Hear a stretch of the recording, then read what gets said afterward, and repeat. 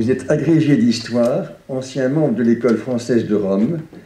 Vous avez enseigné à l'école normale supérieure et aux universités de Tunis, Nancy, Paris 13, Genève et Paris 4.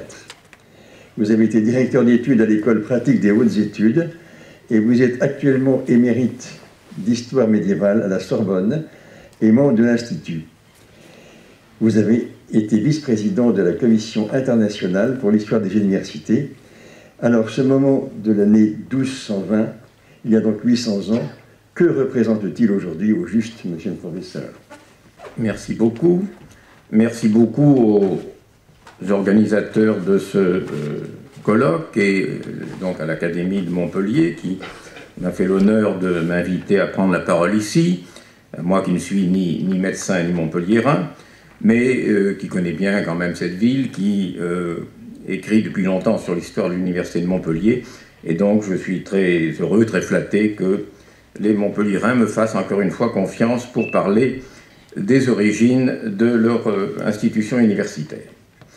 En effet, et je voudrais donc commencer par là, il est toujours bon pour une institution de savoir d'où elle vient, surtout lorsqu'il s'agit d'une institution aussi ancienne et prestigieuse que la faculté de médecine de Montpellier. Cette mémoire des origines et de la longue histoire qui nous y rattache est véritablement indispensable, je crois, et instructive bien au-delà du cas montpelliérain lui-même. La naissance de l'Université de Montpellier, dont la pandémie nous a empêché de célébrer l'exact anniversaire en 2020, est à beaucoup d'égards un événement singulier. Et c'est de prendre la mesure de cette singularité que je voudrais m'employer aujourd'hui. Ceci dit, il faut se souvenir, pour replacer les choses quand même dans un contexte un peu plus large, que l'université est en général, est une création de la civilisation occidentale qui est apparue précisément au tournant des XIIe et XIIIe siècles, en sorte que les plus anciennes universités européennes, qui sont soit contemporaines, soit parfois légèrement intérieures par rapport à celles de Montpellier, et il n'y en a pas tellement, hein, on en connaît la liste, Bologne, Paris, Oxford, Cambridge, Naples, Padoue, Salamanque, Toulouse, c'est à peu près tout. Évidemment, toutes ces universités peuvent, elles aussi, se réclamer d'une origine singulière. Donc, ce que je voudrais faire, en quelques minutes, c'est d'essayer de montrer en quoi, en plus de justement son appartenance à cette première génération d'universités, l'université de Montpellier est elle-même, elle aussi, singulière, à la fois par rapport à elle-même et par rapport aux autres créations du temps. Alors, cette singularité de l'Université de Montpellier, on l'a déjà dit, réside d'abord dans le fait, évidemment, que c'est, parmi toutes celles que je viens de citer, la première université médicale. Bien sûr, la médecine, comme science, comme discipline, existait déjà. Elle avait repris forme dès la fin du XIe siècle avec la constitution d'un corps de doctrine, devenu lui-même sujet d'enseignement et fondé, comme on l'a rappelé, sur les traditions, les traductions des textes hippocratiques, galéniques, arabes, peut-être juifs aussi, réalisés principalement en Italie du Sud et en Espagne.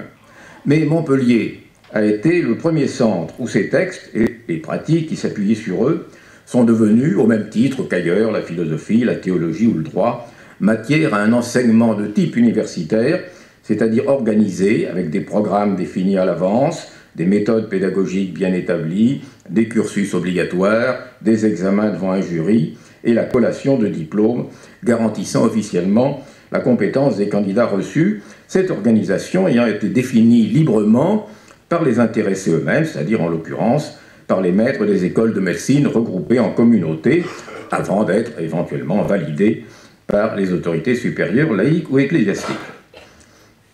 Cette promotion de la médecine au rang de discipline universitaire, qui a lieu à Montpellier donc au début du XIIIe siècle, n'aura lieu ailleurs que plus tard, à Paris et Bologne en gros dans la seconde moitié du XIIIe siècle, à Padoue au début du XIVe, et dans la plupart des autres universités européennes, ce n'est guère avant le XVe siècle qu'on assiste à la multiplication de nouvelles facultés de médecine véritablement actives. Montpellier n'a pas seulement été, comme je viens de le dire, la première université médicale, elle a été aussi la seule université exclusivement médicale. Et la chose est d'autant plus remarquable que Montpellier, si Montpellier a eu dès le début du XIIe siècle d'importantes écoles de médecine, qui ont constitué la base de l'université fondée en 1220. Elle a abrité aussi, on l'a rappelé, au XIIe et au début du XIIIe siècle, des écoles de droit qui avaient une certaine réputation, et sans doute aussi des écoles de grammaire et d'arts libéraux. Par conséquent, juristes ou artiens auraient donc pu s'associer aux médecins, comme cela s'observe ailleurs, pour former une seule et même université, qui ensuite aurait été divisée en facultés selon les disciplines enseignées.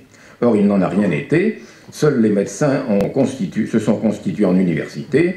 Le droit et les arts resteront longtemps encore enseignés dans de simples écoles privées, sans organisation formellement reconnue. Ce n'est qu'à la fin du XIIIe siècle, en 1289, que le pape Nicolas IV, par la bulle Quia Sapientia, dont M. Navarro-Bertrand vous a montré tout à l'heure une représentation, que le pape Nicolas IV essaiera, sans succès d'ailleurs, de rassembler toutes les écoles montpelliéraines en un studium générale unique. En fait, cela n'a abouti qu'à créer à Montpellier deux universités distinctes, séparées, situation exceptionnelle, mais qui perdurera jusqu'à la fin de l'Ancien Régime. La responsabilité en incombe sans doute principalement aux maîtres et étudiants en médecine. Il est permis d'interpréter cette volonté déterminée d'indépendance, manifestée donc dès le début, comme une manifestation de la forte cohésion sociale et de la conscience de soi aiguë dès le XIIIe siècle de ce groupe, sans doute d'autant mieux intégré, c'est un point sur lequel j'insiste, qu'il était quantitativement relativement peu nombreux, n'est-ce pas, des magistri et scolares, medicinalis scientiae, comme disent les textes, de Montpellier. Évidemment, en soulignant le caractère exceptionnel de l'université de médecine de Montpellier, je n'oublie pas qu'il existe un cas malgré tout assez proche, au moins en apparence, qui est celui de Salerne, centre également voué de manière exclusive à l'enseignement de la médecine. Des écoles de médecine ont existé à Salerne dès le XIe siècle au moins, bien antérieures donc à celles de Montpellier, et la venue à Montpellier dans le courant du XIIe siècle d'hommes formés à Salerne, ainsi que le transfert de manuscrits d'origine salernitaine, ont certainement été un facteur important, sinon décisif, du premier essor de la médecine montpelliéraine, plus que d'hypothétiques influences juives ou arabes. Mais les écoles salernitaines, comme on sait, n'ont quant à elles accédé que tardivement, alors même que leur rayonnement avait déjà fortement décliné, et de surcroît de manière toujours très imparfaite, au statut universitaire, et en définitive, ce cas ne saurait donc être mis sur le même pied que celui de Montpellier. Donc voilà, c'est ce que j'appelle la première spécificité de l'université de Montpellier, son caractère essentiellement médical. La seconde spécificité est que nous possédons, et c'est la raison d'ailleurs d'une certaine manière des célébrations de cette année, que nous possédons pour celle-ci une date de naissance tout à fait précise, qui a été rappelée le 17 août 1220, et un acte fondateur, les statuts octroyés ce jour-là par le légat pontifical Conrad, cardinal de Porto et Santa Rufina. À dire vrai, il ne faut pas exagérer, cette date et ce texte ont un côté symbolique. Des écoles de médecine existaient à coup sûr à Montpellier bien avant 1220, je l'ai dit, et leur intégration au sein d'une entité institutionnelle nouvelle n'a pas dû changer radicalement et d'un seul coup leur recrutement, leur fonctionnement interne, ni la nature de l'enseignement qui s'y donnait. C'était déjà comme ça le 16 août et on le retrouve le 18 août, n'est-ce pas ? Quant au texte promulgué par le légat pontifical, c'est un texte évidemment très important, mais qui ne constituait pas malgré tout des statuts complets.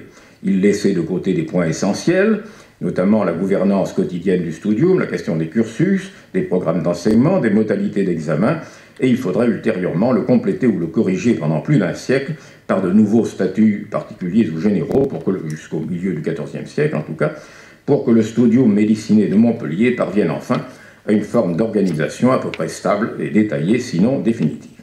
Mais l'essentiel, et c'est pour cela que j'y insiste, est que malgré tout, aucune des autres universités de cette première génération dont j'ai parlé tout à l'heure ne peut se prévaloir d'une date de création et d'un acte de fondation aussi précis, et que ceux-ci ont d'autant plus retenu l'attention des historiens qu'ils se dressent comme une sorte de môle isolé au milieu d'une espèce de désert documentaire de près de 60 ans.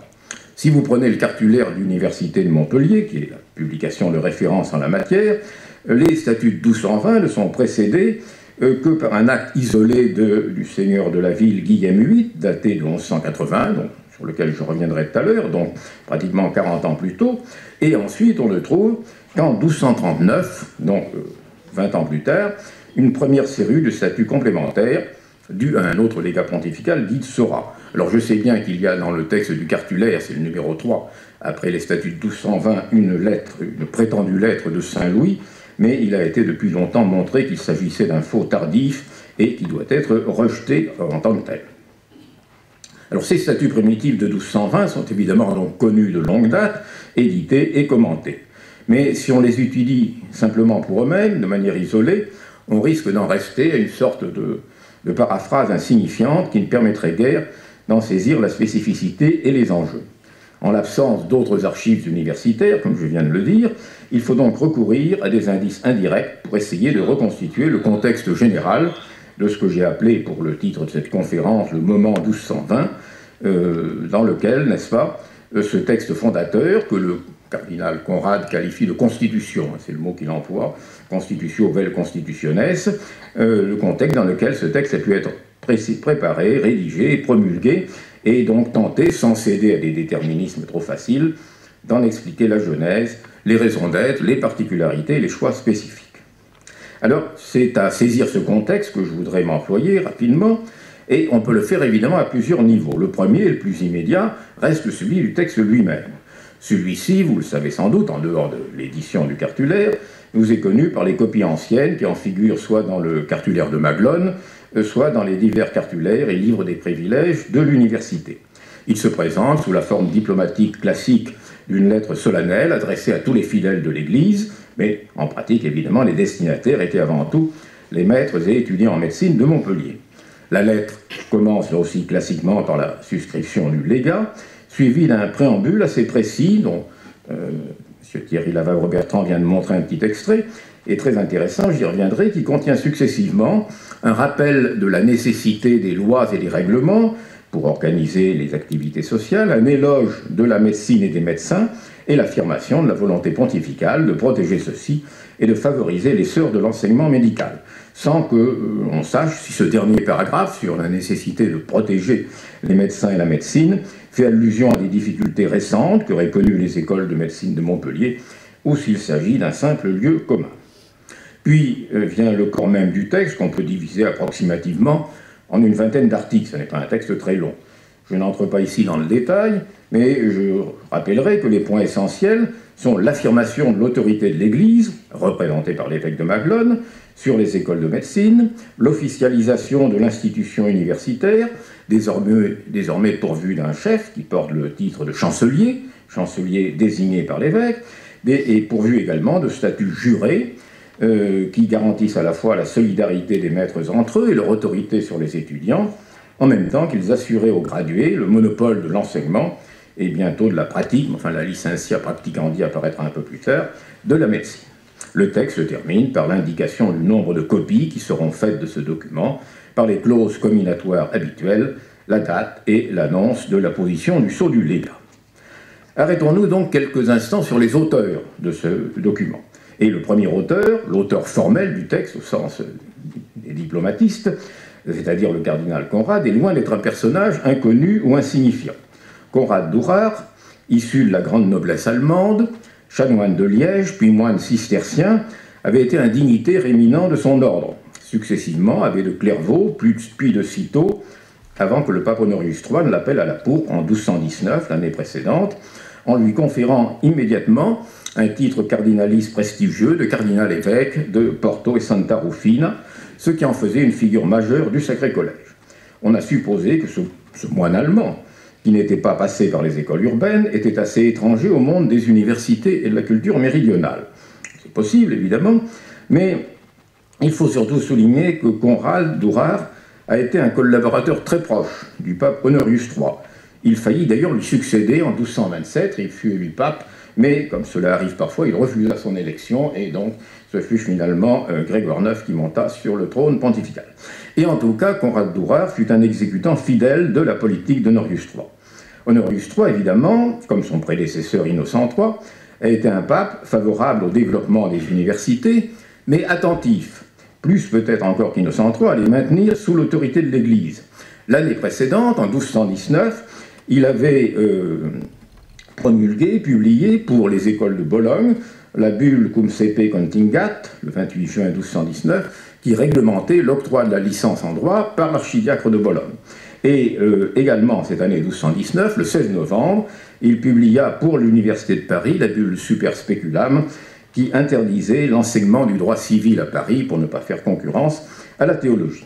Par ailleurs, évidemment, Honorius III a été un pape soucieux de relancer la lutte contre l'hérésie albigeoise. Il faut évidemment avoir présent ce contexte à l'esprit, alors même que, en particulier, la mort de Simon de Montfort en 1218 et suivi par le retour de Raymond VI à Toulouse, venait de remettre en cause les succès initiaux de la croisade anti-albigeoise. Et c'est donc dans cette perspective, et d'abord dans cette perspective de lutte contre l'hérésie, que le pape avait envoyé Conrad Durer accomplir dans tout le Midi languedocien une longue tournée comme légat qui dura 3 ans, tournée qu'il commença d'ailleurs pratiquement en passant à Montpellier dès le mois d'août 1220. Et donc on peut penser que le cardinal avait bien en tête ces deux objectifs, développer les études universitaires et affermir la foi catholique, notamment dans une ville, Montpellier, qui passait pour être resté fidèle, plus que tout autre en Languedoc, à l'orthodoxie romaine, alors que Béziers, que Toulouse, etc., étaient gangrénés par l'hérésie, et qu'il avait donc bien en tête ce double objectif lorsqu'il promulgua les statuts de 1220. Naturellement, Conrad Durer n'agit pas seul. Il se réclame d'ailleurs dans son texte de, je cite, l'accord et le conseil unanime des communi consensu et concilio des évêques de Maglone, Lodève, Agde et Avignon et autres prélats, donc les prélats de la région qui l'accompagnaient dans sa légation, tout au moins dans cette première partie de sa légation.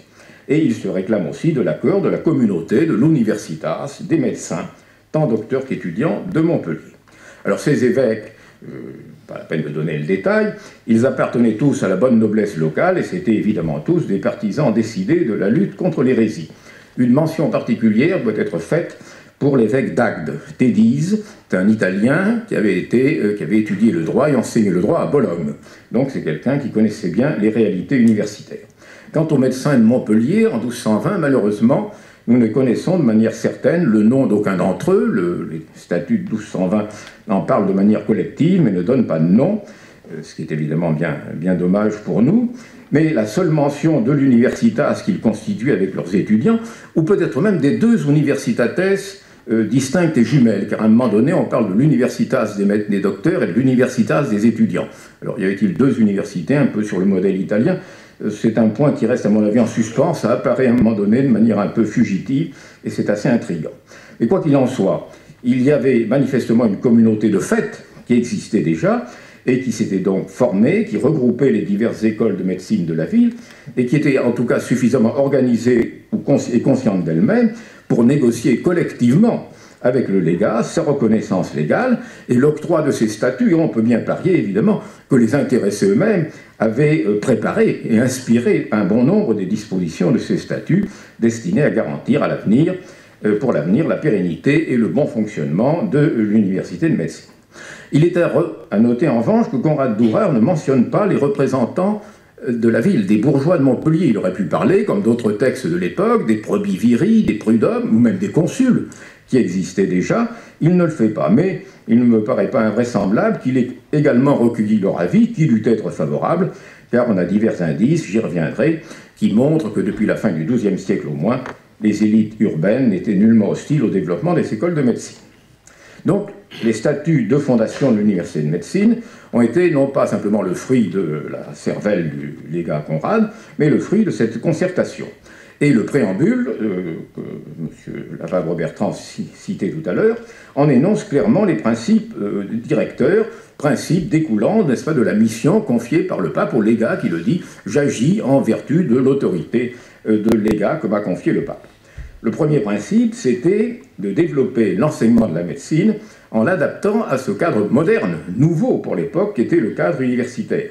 L'éloge appuyé de la médecine comme science et comme sagesse, sapientia, le mot est utilisé, l'affirmation de sa légitimité morale et religieuse, l'affirmation de son utilité sociale, face à ses ennemis, car il y a fait une allusion un petit peu rapide, donc à ceux qu'il a dénoncés peut-être encore, comme on le trouve parfois, comme une science mécanique ou lucrative, n'est-ce pas? Et tout ça est clairement dit et consacré donc la dignité de ceux qui pratiquaient la médecine.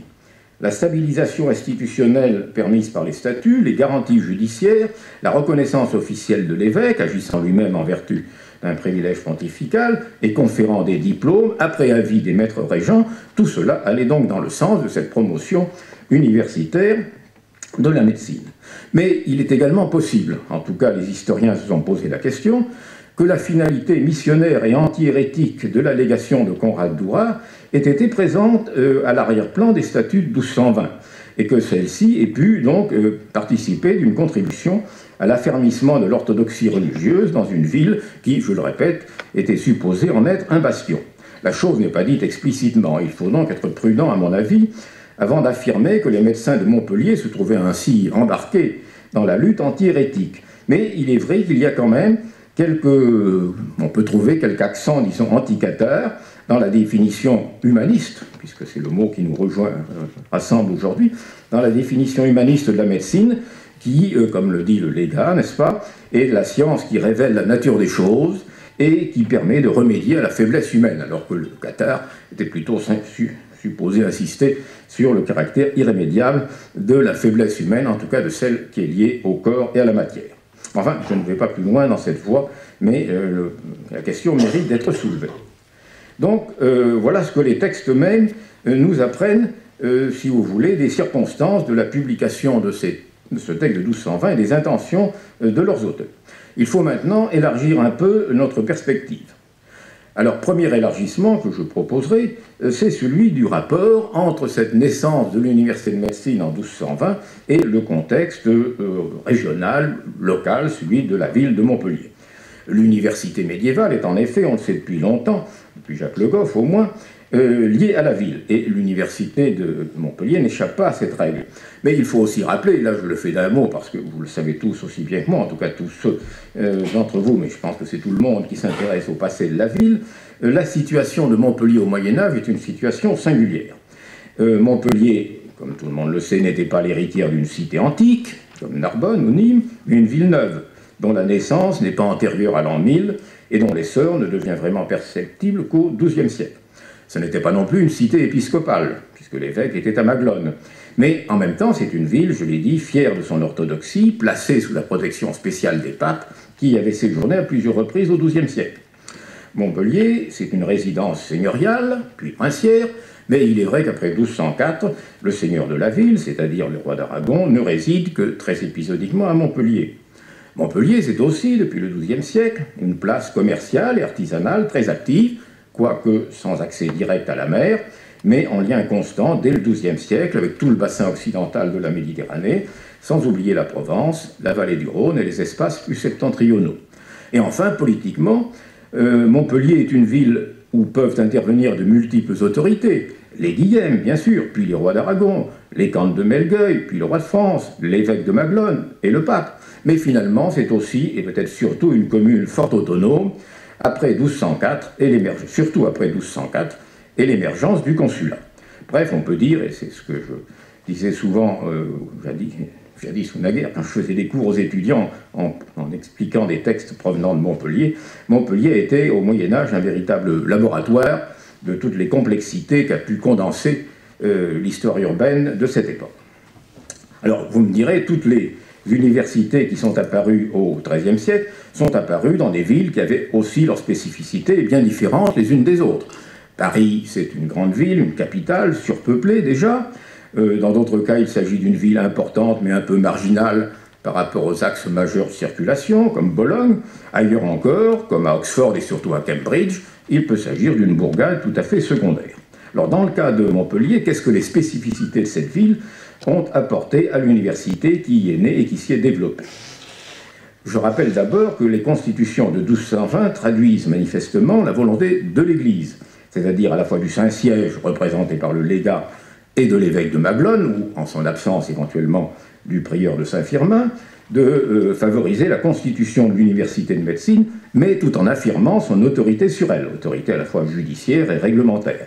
Alors il est vrai qu'on trouve dans les statuts de 1220 une disposition, disons assez libérale si vous voulez, qu'on ne retrouvera pas à Paris et qui autorisait les religieux, les moines, à entreprendre des études de médecine, qui leur étaient interdites ailleurs, mais par ailleurs, il faut bien rappeler qu'un article des statuts affirmait que les étudiants en médecine ne sauraient être de purs laïcs, et que s'ils n'étaient déjà revêtus des ordres sacrés ou titulaires d'un bénéfice ecclésiastique, ils devaient au moins, pendant le temps de leurs études, porter la marque minimale de la cléricature universitaire, c'est-à-dire la tonsure. Donc voilà pour ce qui est du rôle de l'Église locale. Les Guillem, les seigneurs de la ville.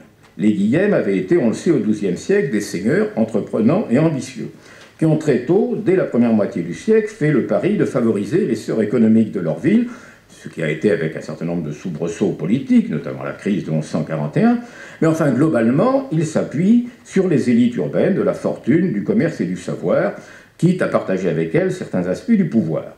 On trouve dès le XIIe siècle des juristes et des médecins eux-mêmes liés entre eux, comme l'avait bien montré naguère André Bouron, dans leur entourage, et il est certain que l'influence de ces lettrés a accru le poids de l'écrit dans la gouvernance de la ville et la définition du droit urbain qui trouvera son expression la plus complète avec les coutumes du début du XIIIe siècle. D'autre part, les itinéraires balisés par les échanges commerciaux de Montpellier et par les entreprises militaires des Guillem se retrouveront à peu près assez exactement dans la carte du rayonnement des écoles de Montpellier, aussi bien en ce qui concerne la circulation des manuscrits et des doctrines depuis l'Italie, Salerne, Bologne et la péninsule ibérique, que celle des hommes. Donc il y a une certaine coïncidence entre la géographie économique et la géographie scolaire montpelliéraine.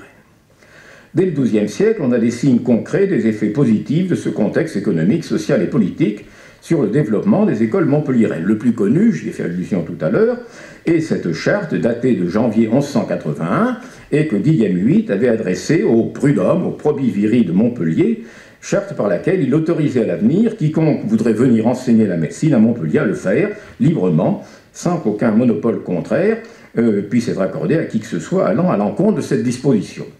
Ce texte libéral, si vous voulez, a fait l'objet par le passé d'interprétations assez alambiquées, il est vrai, sur lesquelles je ne reviens pas.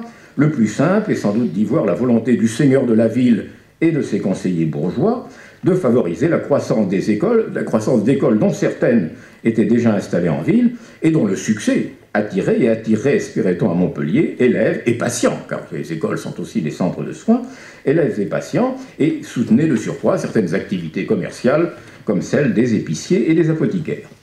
Des mesures analogues de lutte contre toute forme de monopole furent d'ailleurs prises à la même époque pour favoriser, de manière générale, l'essor des métiers urbains et des échanges. Enfin, dernier point, s'agissant du contexte social et politique précis et immédiat dans lequel est née l'université de médecine, c'est-à-dire celui de 1220, une dernière question se pose. On sait que l'histoire politique de Montpellier dans les premières années du XIIIe siècle a été assez mouvementée, et on peut donc se demander quels effets ont eu la situation créée par ce qu'on appelait naguère la révolution de 1204. Aujourd'hui, cette expression est plutôt contestée, je crois, par certains historiens, mais peu importe. Les effets donc ont eu ces événements et ce qu'ils ont entraîné, c'est-à-dire le renouvellement des élites communales, l'émergence du consulat et l'avènement concomitant d'une nouvelle dynastie et le rattachement de Montpellier aux États de la couronne d'Aragon. Alors, sur ce point, il est difficile, me semble-t-il, d'aller au-delà des hypothèses.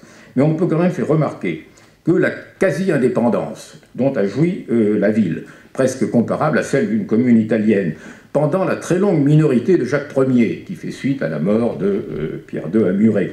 Est-ce que cette quasi-indépendance a-t-elle, on peut se poser la question, est-ce que ça a été plutôt la cause de tensions, voire de conflits, dont auraient souffert épisodiquement les écoles et qui les auraient amenés à rechercher la protection de l'Église et à demander ses statuts, ou bien au contraire, est-ce que cette situation de quasi-indépendance urbaine a favorisé l'essor des écoles et accéléré leur transformation en université?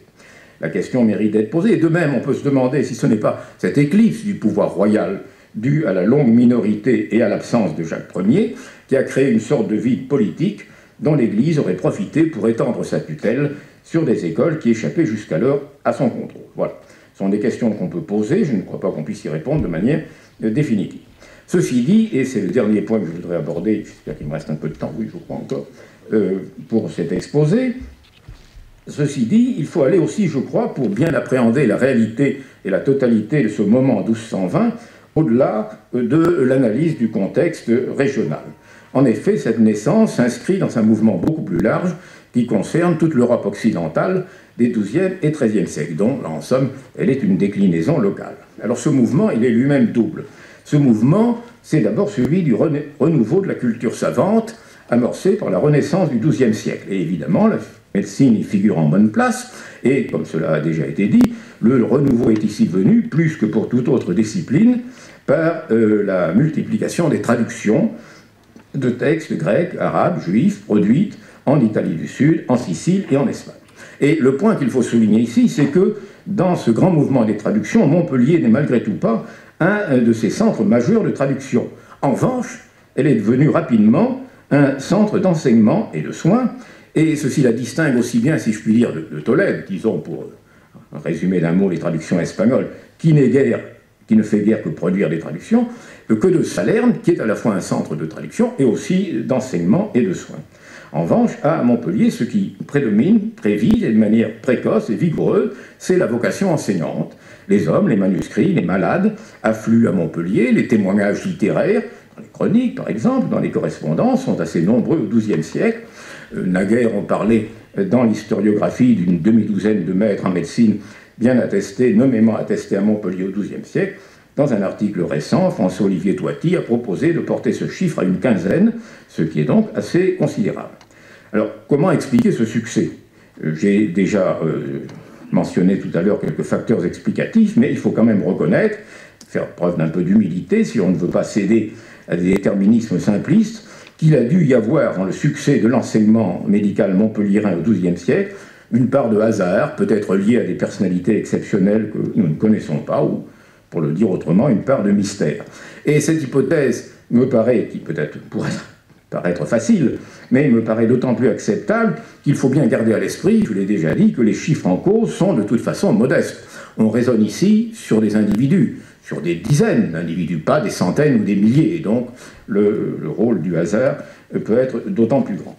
Une chose est en tout cas certaine, c'est que dans la seconde moitié du XIIe siècle, c'est devenu une espèce d'expression toute faite dans les textes de parler de Salerne et Montpellier, une espèce de binôme, n'est-ce pas, que l'on convoque systématiquement, que les sources invoquent de manière quasi automatique lorsqu'elles veulent parler de l'enseignement de la médecine, comme elles parlent de Bologne lorsqu'elles veulent parler de l'enseignement du droit, ou comme elles parlent de Paris lorsqu'elles veulent parler de l'enseignement de la philosophie et de la théologie.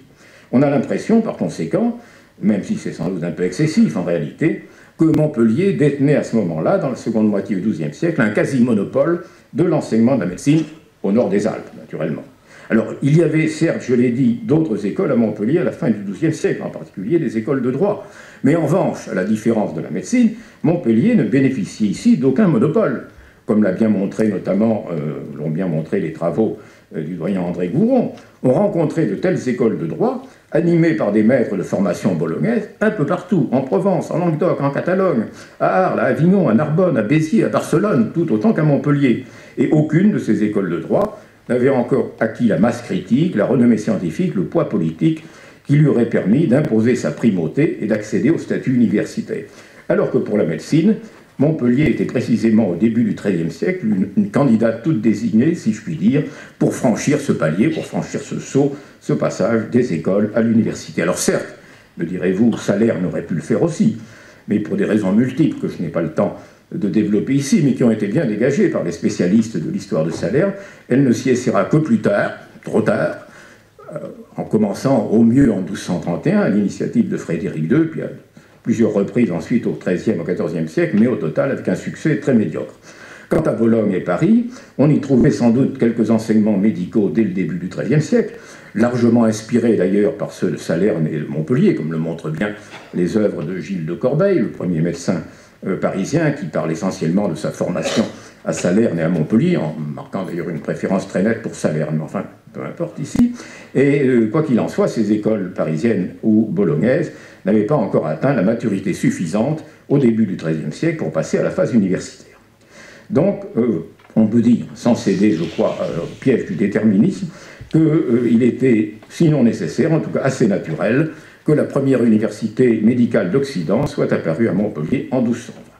Ceci dit, et c'est le dernier point que je voudrais aborder très rapidement, la naissance d'une université au Moyen-Âge ne résulte pas seulement de la pression, de la puissance d'un courant intellectuel, même novateur, comme l'était le renouveau donc, de la médecine et des autres disciplines au XIIe siècle.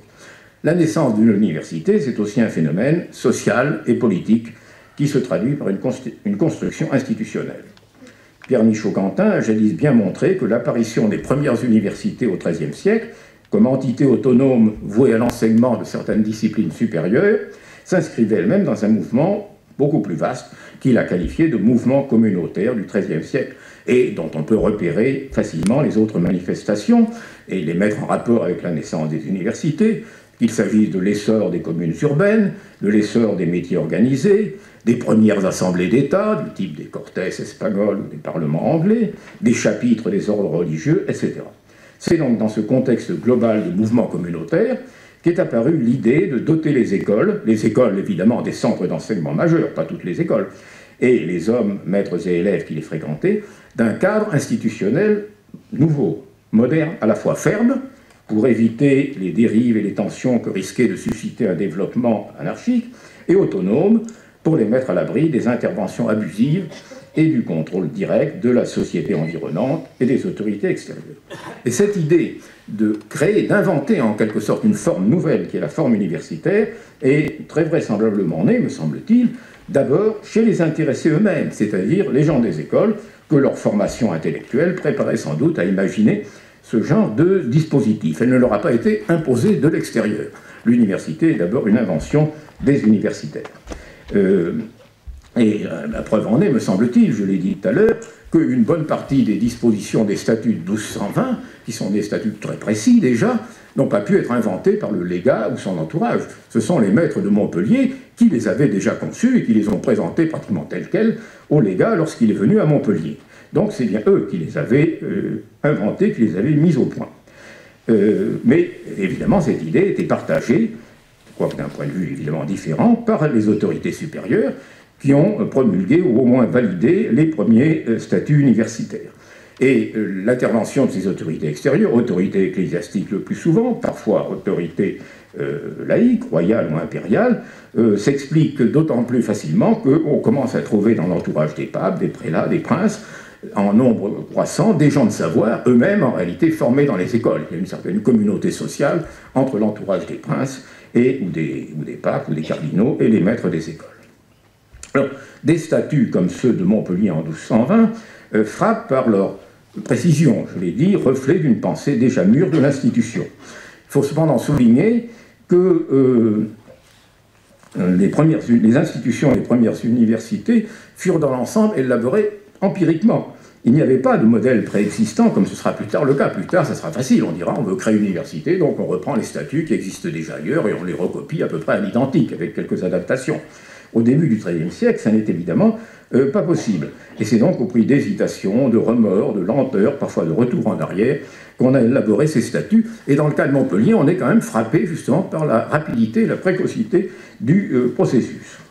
Alors, évidemment, on trouve parfois entre ces premières universités des similitudes, mais qui ne sont pas, me semble-t-il, l'indice d'influence. Pour prendre un exemple, la figure du chancelier à Montpellier, du chancelier de l'université de médecine, qui est nommé par l'évêque et qui tient le rôle qui est exercé ailleurs par un recteur. À Montpellier, il n'y a pas de recteur, il y a un chancelier. On retrouve un peu la même chose à Oxford et à Cambridge, avec là aussi un chancelier nommé par l'évêque. Donc on pourrait rapprocher les deux choses, mais à mon avis, il n'y a aucune raison de penser que les médecins de Montpellier, en 1220, aient eu une connaissance précise de ce qui venait de se faire quelques années auparavant à peine à Oxford ou à Cambridge. C'est donc une coïncidence peut-être significative, mais pas un emprunt conscient. Voilà. Alors je conclus d'un mot, et je crois que je suis à peu près dans les temps. Finalement, à Montpellier, comme ailleurs, c'est la conjonction de trois séries de facteurs, je crois, de trois séries causales, qui expliquent la naissance de l'université. Il y a d'abord, bien sûr, l'excellence intellectuelle, la qualité de la science médicale qui s'était développée et qui s'enseignait à Montpellier. Il y a ensuite la volonté bien affirmée des individus eux-mêmes, c'est-à-dire des maîtres et des étudiants en médecine. Malheureusement, je répète, nous ne connaissons pas leurs noms. Nous commençons à avoir des noms de régents en médecine dans les années 1240, et pour avoir vraiment une pléiade de grands noms, il faut arriver à la fin du XIIIe siècle. Mais enfin, c'est évidemment regrettable, mais il faut faire supposer et sans grand risque, que les médecins de Montpellier en 1220 sont déjà des personnalités bien affirmées, susceptibles donc de vouloir la création de l'université. Et puis le troisième facteur, donc excellence intellectuelle, volonté des intéressés, et le troisième facteur, c'est le soutien pas forcément des intéressés, bien sûr, mais le soutien des pouvoirs locaux, de la ville, qu'on peut au moins supposer, même si on n'en a pas de preuves immédiates à Montpellier, et des autorités extérieures, c'est-à-dire l'Église, le pape, l'évêque de Maglone, avec leurs préoccupations propres, bien sûr, mais qui sont très actives. Quant au prince, en revanche, c'est-à-dire le roi d'Aragon, il faut reconnaître qu'il est à peu près absent en 1220, et il faut attendre pratiquement la deuxième moitié du XIIIe siècle, avec Jacques II, pour que le roi d'Aragon commence à intervenir, et de manière d'ailleurs parfois assez brutale, dans les affaires des écoles et des universités de Montpellier. Donc voilà ce qui constitue, à mon sens, ce que j'ai essayé de définir comme le moment 1220, dans lequel a pu voir le jour l'université de médecine de Montpellier, dont j'ai essayé de vous montrer, comme je l'annonçais au début, qu'il s'agit d'un phénomène singulier par rapport à ce qui se fait ailleurs à la même époque, mais en même temps c'est un phénomène qui s'inscrit dans une très longue séquence historique, cette séquence historique qui a vu l'institution universitaire surgir aux alentours de 1200 ou peu après, et non seulement à Montpellier, mais à Paris, à Bologne, etc. Et séquence historique qui s'est prolongée ensuite indéfiniment, si j'ose dire, et qui a vu s'installer progressivement au fil des siècles l'institution universitaire, médicale ou autre, peu importe ici, dans le paysage culturel de l'Occident médiéval, puis de l'Europe moderne, et enfin, on peut dire aujourd'hui, du monde. Merci beaucoup.